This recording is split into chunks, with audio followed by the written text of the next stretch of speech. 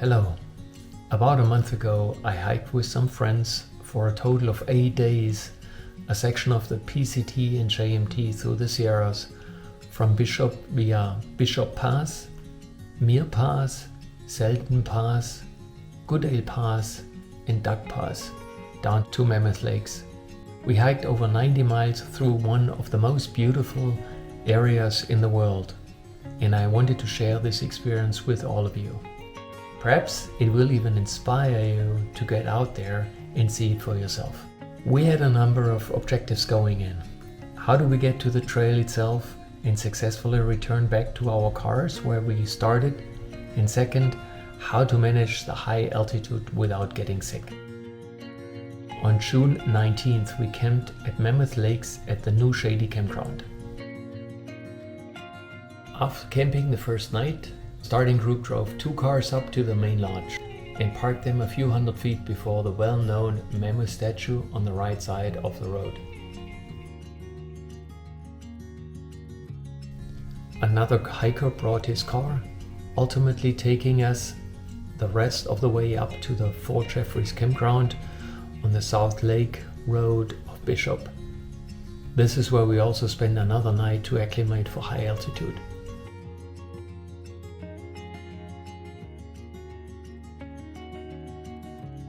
On Tuesday morning, June 20th, shortly after 8 a.m., we arrived at the Bishop Pass trailhead and started our adventure. To ease in, we set off at about 8 o'clock in the morning, hiking only 4.2 miles, which was 1,680 feet altitude gain from South Lake to Bishop Lake. This took us roughly 3 hours to complete, which ended our first campsite at about 11,200 feet. Let's see how our first day went. South Lake Trailhead. Yeah, and we go to... Going over Bishop Lake and then over Bishop Pass tomorrow. All right, let's go.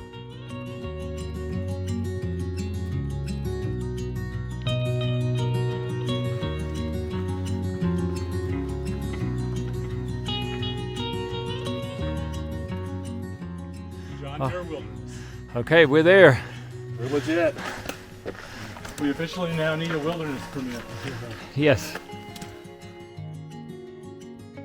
So it's a nice trail, goes a little bit steep up at the beginning, but now it's pretty cool. Okay, here's the first bridge. And here's the sign, Bishop Pass, and to the left you go to Chocolate Lakes.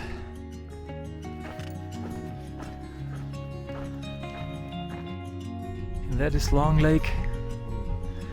Look at this beauty.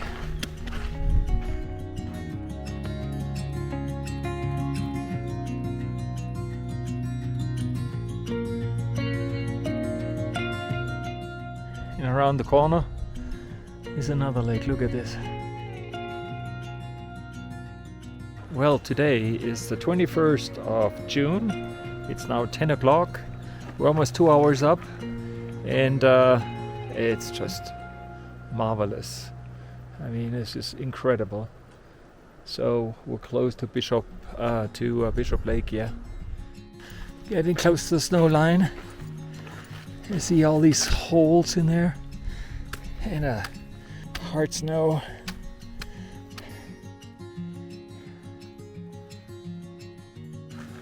So now we're getting close to Timberline Tarns, another small lake, and easy crossing here.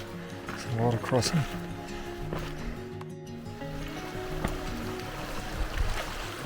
Wow.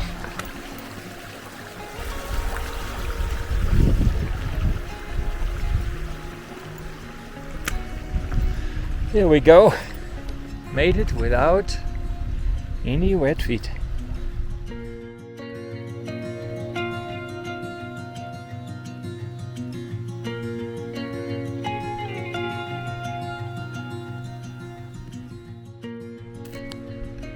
So that's not Bishop Lake yet, it's Saddle Rock Lake. So you come down here and then you see that trail going all the way up. I go goes up to Bishop Pass, and here's the intersection then. It goes over to Bishop Lake, and that's where we are going to camp tonight.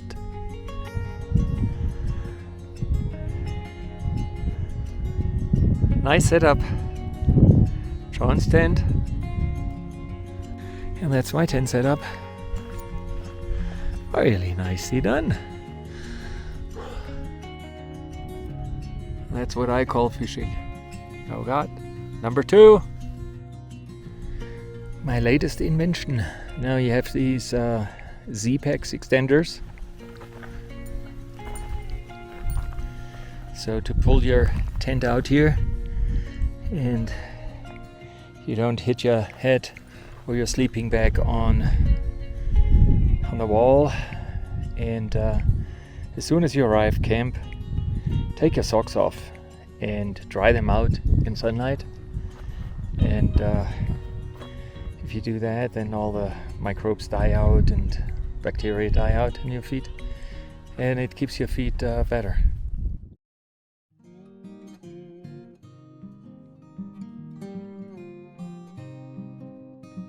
Morning, it's June 22nd, it's Wednesday, and I've slept pretty well, 6.5 hours.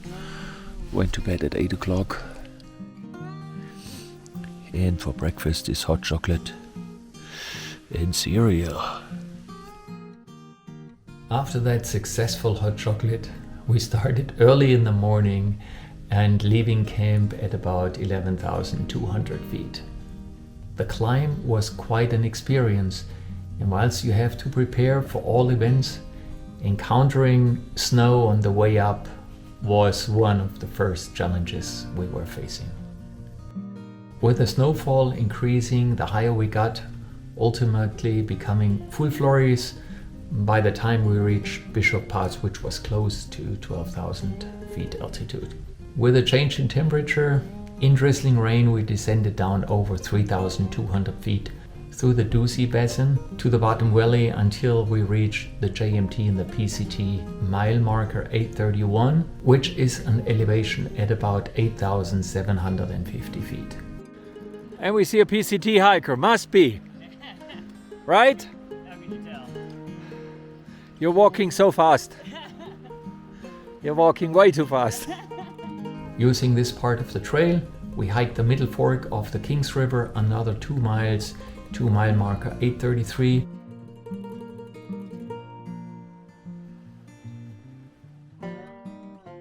Where we dried our clothes and stayed overnight. Sun is going slowly down. People crawling in their tents and where the campground with 1, 2, 3, 4, 5 other people. Yeah, have a good night. Awesome.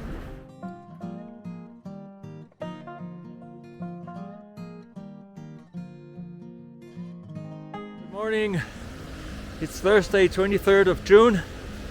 And Dane and I are up early. Started at 6 o'clock. On day 3 we were determined to push a little bit more distance than the previous day, with a total of 14.7 miles and a descent of 3,000, close to 3,500 feet, and a descent of about 3,000 feet. Day 3 was certainly an early highlight of the trip, with stunning views all along the way.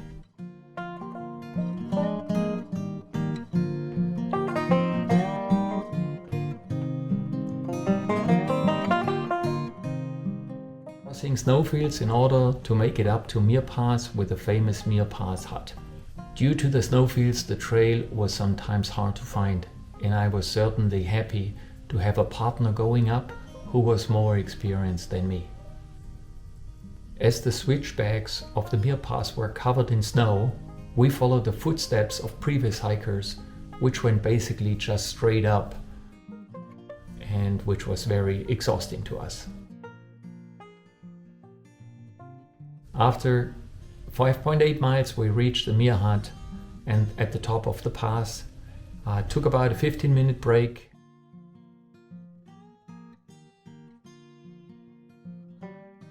And descent on the west side was almost snow-free, and therefore a lot easier than coming up. We passed several lakes, Lake McDermott, Wonder Lake, Evolution Basin, and at Sapphire Lake we caught up to 2 of our hiker friends. One in our group got a little bit lightheaded from the altitude, so we switched plans. Instead of camping at Evolution Lake, we decided to descend another 1,000 feet down, and we finally broke camp at Colby Meadows.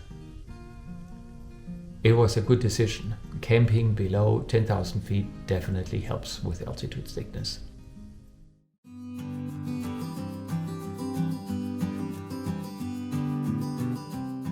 Day 4 was an exciting and 16.5 mile long day. The Evolution Creek crossing was certainly a highlight, with Evolution Creek and the South Fork of San Joaquin River having had numerous wild and bursting waterfalls.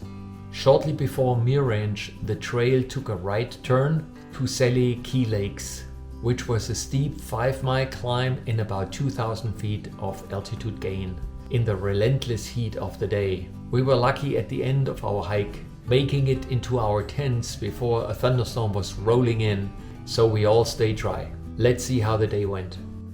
It is Friday the 24th, 7:15. We just left camp and we're good spirits.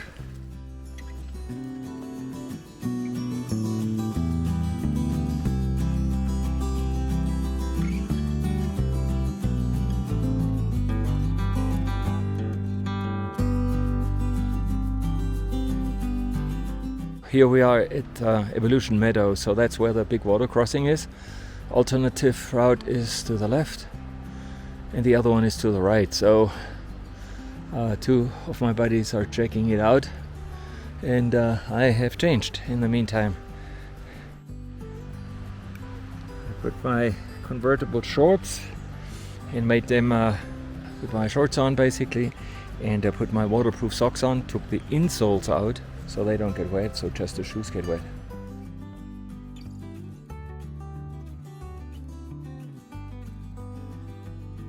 It's like swimming, you know.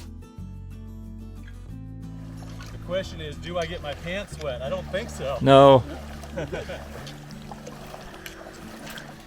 Evolution Creek crossing. All right.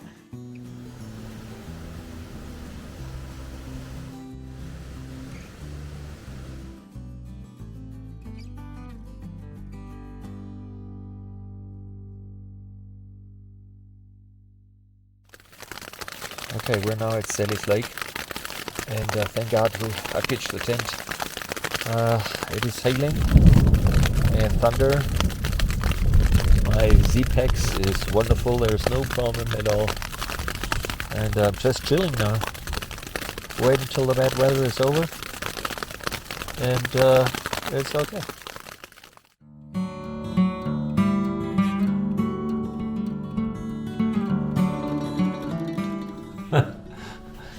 I remember that I always had to get up before 5 a.m. to pack all my stuff up so we could start hiking at 6 a.m. Even I got more efficient every morning. Day 5 was our longest mileage day. We had to climb only about 1,000 feet up to Selden Pass, and then about another 1,000 feet climb after crossing Bear Creek Trail before we then descended down to Lake Edison. We didn't know for sure if the ferry was still running and where it landed, but we decided to give it a try, so let's see how the day went. Upper Sally Keys Lake, and you see here the nice camp spot. Another shot down from Selden Pass, just a few hundred yards down.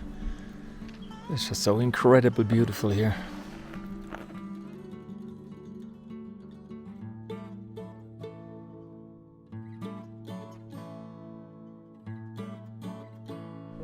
Maybe, I don't know. Not a pure, maybe a rainbow golden hybrid. And this is how it is seasoned. All with this Cajun stuff, pretty heavily season load. Yep. You move it over the fire. My God. Our breakfast. So we just crossed Bear Creek, It was about knee deep, but no problem at all. Took you a minute to get over, not even. It's Bear Creek here.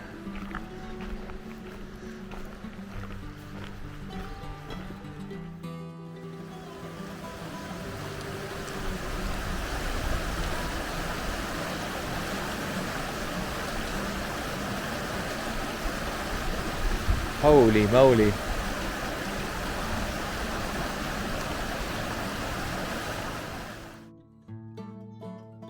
They're beautiful.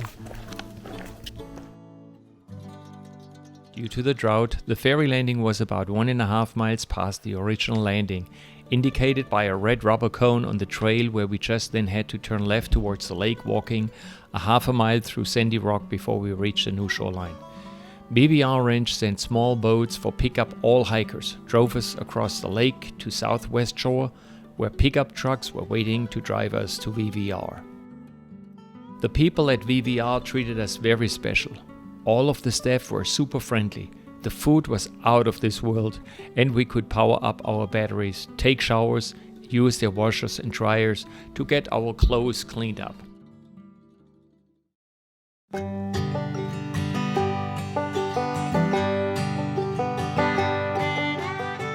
Day 6 was our rest day at VVR, and we would highly recommend to every hiker to do the same. One special tip: don't leave any nuts in your tent. The chipmunks will bite a hole through your tent and through your backpack to get to your nuts. Happened to 2 of us 4.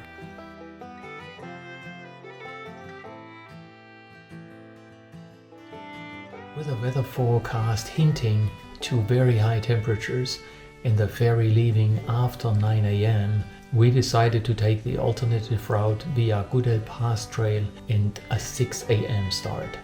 We walked through the adjacent state park, missed the bridge across Cold Creek, and as such we had to cross Cold Creek by hopping from boulder to boulder.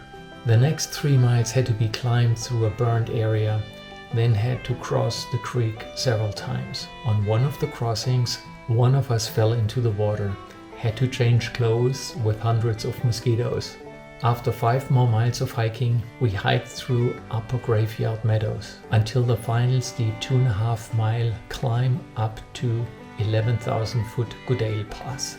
Following that, the next 4 miles, we slowly dropped down about 2,000 feet until the final 1,500 feet climb up to Virginia Lake. We camped close to the northeast shore between large boulders. I personally felt much better on this day than on previous day, and I attribute that to the awesome 0 day at VVR. So it's Monday, 27, 6:44, and we're at the intersection and go to Goodale Pass Trail.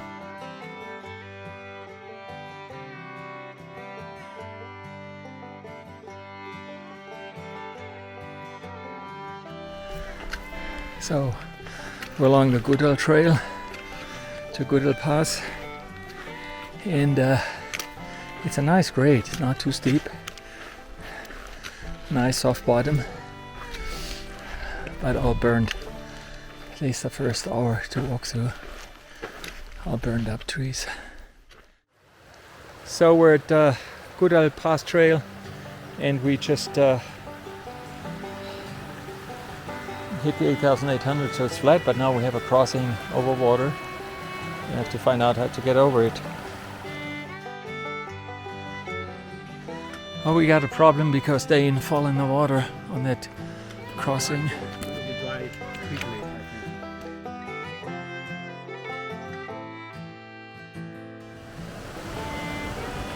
Okay.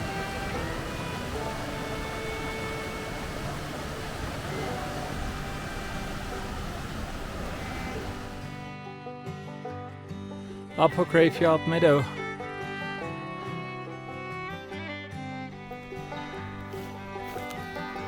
It's 3 miles to Goodale Pass, so we have 3 more miles now going uphill. And it is 10:23, Monday the 27th of June, and it's already pretty hot, so glad we left at 6 o'clock this morning. So looking forward now for the next 3 miles. It's gonna go up to Goodale Pass. It's about 11,000 feet and we're at 9.4. For 1600 feet, it's not too bad. And it's our last feed up to Goodale Pass. And I'm really exhausted.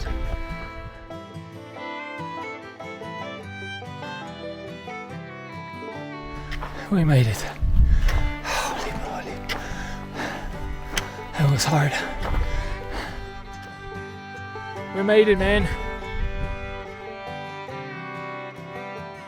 On the way down, we struggled to find the trail. One could see that this trail was less traveled than the PCT. It took us a while to find a path down, and here I was really happy to walk with more experienced hikers. Yeah!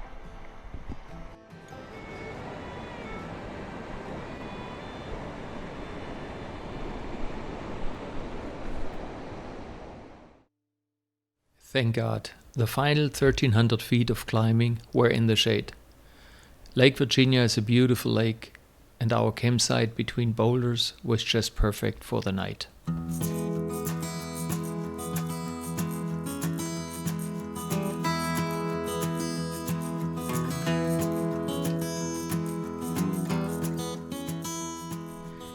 Day 8 was our last day.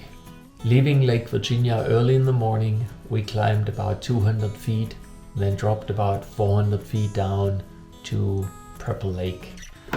We followed the PCT for another 2 miles to an intersection. The PCT takes a left turn. We followed the trail to the right all the way up to Duck Lake. This climb then led us up to the last pass of the day, Duck Pass, which is at about 10,800 feet altitude. After Duck Pass, we enjoyed the descent and passed Blue Barney Lake and saw people swimming in Skelton Lake. Upon further descending, we walked through Coldwater Campground for about a mile until we arrived at the Lake Mary Marina, where we just made it on time for the bus to take us to Mammoth Lake. From there we took the mountain bike bus up to the main lodge of Mammoth Lake to get back to our car. Sunrise over Virginia Lake.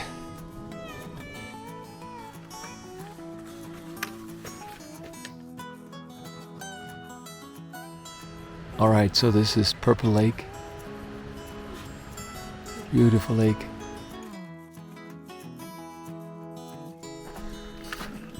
So this is the trail out of Purple Lake. It's a constant slight incline. Beautiful trail. And look at the view.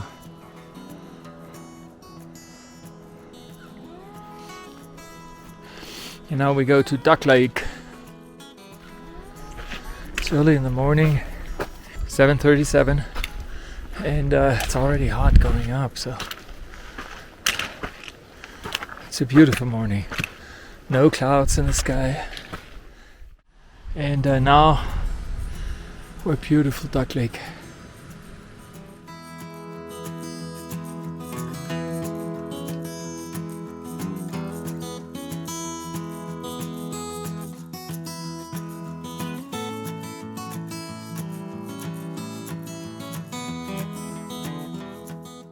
From the top of Duck Pass. Coming down from Duck Lake. Give you an idea how the path is. It's very rocky. It's coming down from Duck Pass. It's always rocky like this before you hit the tree lines, and then the path is getting a little bit better. It can hurt your feet, especially when you have trail runners on. Look at this.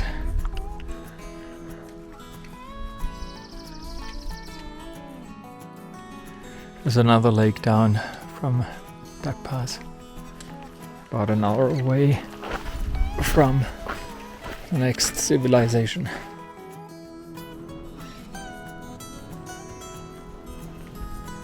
Back to civilization. That was it. It was a wonderful trip. Thank you to our section group leader, Spencer Hammer, who arranged the whole trip, planned it out, and paid for all the permits. We were all very grateful to experience the beauty of the mountains in the friendship of many people who crossed our path. And if you prepare for the JMT or the PCT, the routes we took are some of the very best to prepare and to get a taste for long distance hiking. Thank you for watching. And if you would like to see more or have any questions, please leave a comment below.